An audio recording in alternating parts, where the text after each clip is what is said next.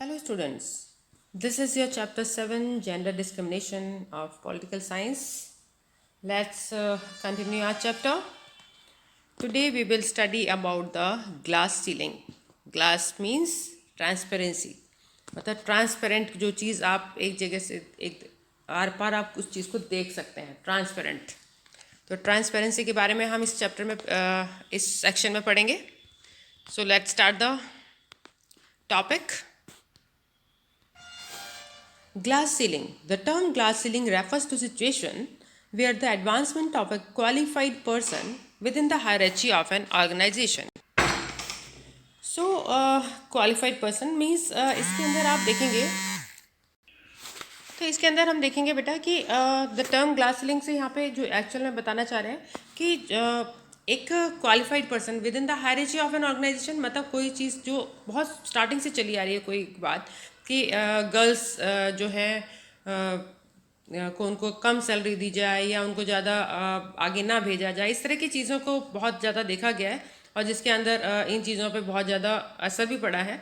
और इसी चीज़ के बारे में हम अगर इसमें बात करें तो हमें ये सब चीज़ें ख़त्म कर देनी चाहिए और ये हमें लोअर लेवल से ही स्टार्ट करना पड़ेगा, जिससे कि जो डिस्क्रिमिनेशन हमने देखा है जिसके अंदर मिलता है, जो सेक्स और ऐसे देखा जाता है बहुत ज़्यादा ही हमारे समाज में है, तो वो चीज़ नहीं होनी चाहिए, जिस चीज़ को ख़त्म करने के लिए हम लोगों ने यहाँ पे स्टार्टिंग कर देनी चाहिए कि गर्ल्स को हमें पूरा इक्वल मौका देना चाहिए as compared to the boys.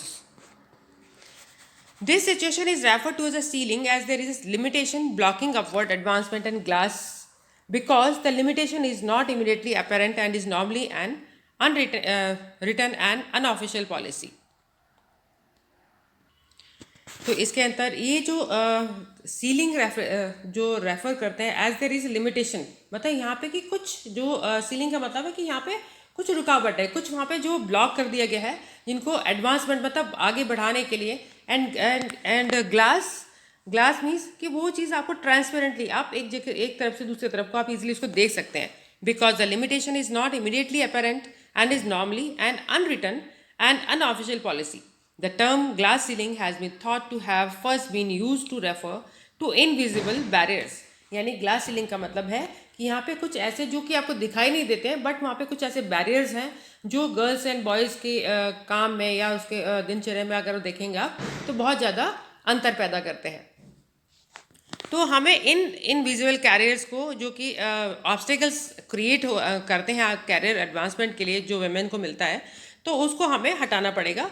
Work force of developed countries, तो आप देखेंगे कि जो हमारे जो डेवलप कंट्रीज़ हैं उसके अंदर आप काम में जहाँ पे भी जो लोग काम करने जाते हैं, जॉब पर जाते हैं, तो वहाँ पर देखेंगे कि बहुत सारे जो है इस तरह की चीज़ें पाई जाती हैं कि वहाँ पे डिफरेंस लाया जाता है, चाहे उनका सैलरीज को लेकर या उनके कि उनका स्टेटस को लेके कि वहाँ पर कि वो किस पोस्ट पे वर्क करेंगे या कुछ भी इस तरह की चीज़ों को लेकर बहुत सारे डिफरेंसेस हमारे पाए जाते हैं. The term glass ceiling was originally specified applied to the discrimination against women.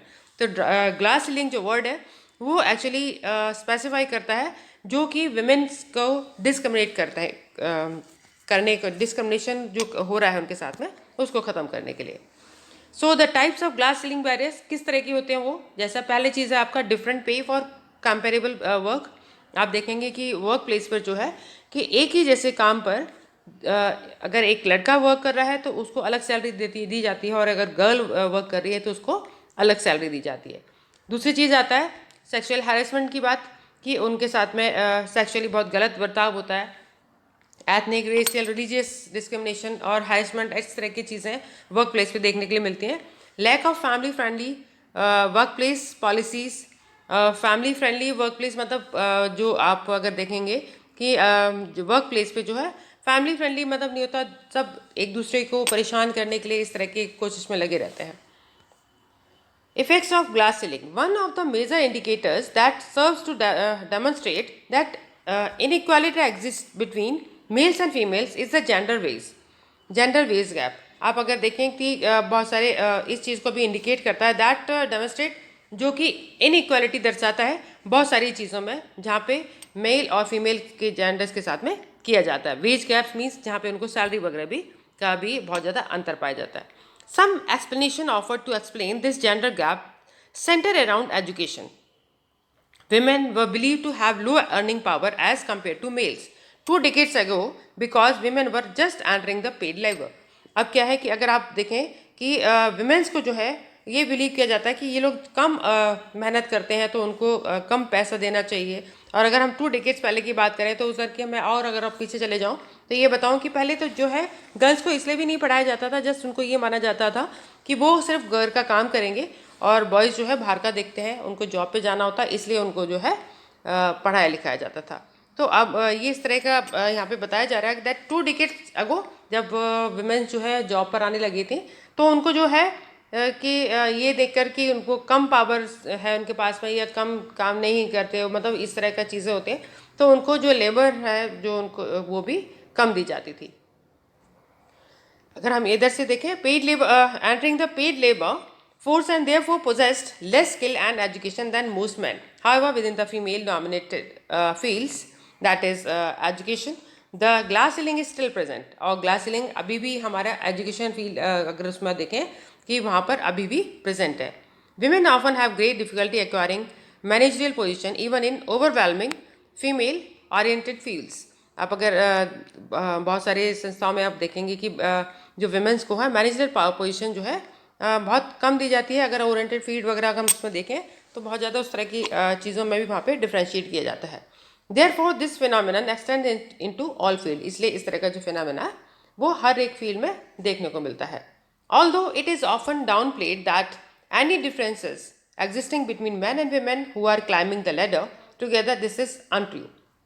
इसलिए हमें इस तरह की चीज़ों को नहीं करना चाहिए, जबकि आप देखेंगे कि दोनों ही जो लेडीज़ मतलब जो सीढ़ियाँ हैं वो एक साथ चढ़ रहे हैं, तो उनके साथ में इस तरह का डिस्क्रिमिनेशन नहीं होना चाहिए। Unfortunately, the gender inequalities are often embedded within the social hierarchy, and this reflects how women and men are perceived in leadership roles. इसलिए और ये क्योंकि शुरू से इसी तरह का देखने को मिला है समाज के अंदर, जो कि रिफ्लेक्ट करता है कि विमेन और मैन के साथ में जो है जो एक लीडरशिप रोल वाली बात करते हैं वहाँ पे मैन अपने आप को ज़्यादा आगे दर्शाते हैं, जबकि in comparative to women. Possessing expertise is not viewed as positively as it is for males. This also suggests that lack of skill is not the only reason why women are not deemed worthy of leadership roles. तो जबकि अगर देखा जाए तो जो girls हैं वो भी है, फीमेल जो है वो भी इतना अच्छा स्किल उनके पास होता है, इतनी सारी प्रतिभाएं उनके अंदर है, सब कुछ है, तो क्यों ना उनके साथ में भी उनको एक लीडरशिप रोल्स उनको दिया जाए, उनको भी उस तरह का इक्वली फील कराया जाए। Overall, the system is designed to cap the amount of promotions and knowledge women gain in comparison to males. However, performance ratings were more strongly connected to the promotion for women than men. अब क्या है कि overall अगर system का इस तरह का पहले से इस तरह का डिज़ाइन किया हुआ है कि उनको प्रमोशन नॉलेज वगैरह जो है विमेन जो है कंपैरिजन टू मेल अगर उसमें देखा जाए तो उनको बहुत विमेन के अंदर इतना पावर है कि वो इतने अच्छे से सब कुछ सीख सकती हैं और दे आर मतलब more efficient than men. However performance rating were more strongly connected to promotion for women than men. इसलिए इस हिसाब से अगर देखा जाए तो जो वुमेन्स के लिए जो प्रमोशन रेटिंग जो है वो और ज़्यादा तेज़ी से बढ़नी चाहिए in comparative to man. This suggest that women had to be highly impressive to be considered eligible for leadership roles, whereas this was not the case for men. Women are more likely to choose jobs based on factors other than pay, for instance, जैसे कि health care and scheduling that can be managed with the duties of primary care of children. अगर हम इस तरह का देखें कि एक तो हेल्थ केयर सिस्टम में जैसे नर्सेज वगैरह जो है इस तरह की चीज़ें में जो है विमेन्स जो है ईजिली अच्छे से परफॉर्म कर पाती हैं, या प्राइमरी लेवल केयर के हिसाब से अगर चिल्ड्रन को केयर का ध्यान रखना भी विमेन्स बहुत अच्छे से कर पाती हैं, for which women are still largely responsible and thus they may be less likely to take jobs that require travel or relocation or jobs that are hazardous. या इसलिए इस तरह की बहुत सारी चीज़ें ऐसा ज़रूरी भी है कि विमेन जो है अभी भी रिस्पॉन्सिबल है, दस दे मोस्ट मतलब वो इस तरह की जॉब्स वगैरह करें जिसके अंदर वो सेफ फील करें, जैसे कि नर्सेज हैं, टीचर्स हैं, इस तरह की चीज़ें जो है इसको आप इजीली वो परफॉर्म कर सकते हैं और उसको कर भी सकते हैं। और बहुत सारी ऐसी चीज़ें हैं जैसे ट्रैवलिंग वाले, जैसे मैं बात करूँ अगर ड्राइवर की या कुछ इस तरह की चीज़ें की, या कोई बाहर ऐसे उसको करने के कंपैरेटिवली वो तो कई बार उनके साथ में गलत हो जाता है उसमें. On an average women take more time off and work fewer hours, often due to the unequal distribution of child care, labor, domestic labor, medical needs specific to women, and other family issues that tend to fall to women's responsibility as per the gender roles assigned by society.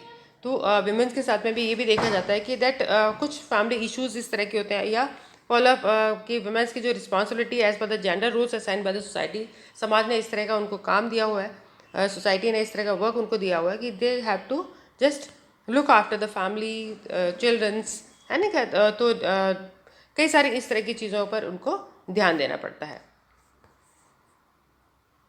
So this was the section, beta. So we will continue in our next section. So bye bye, take care.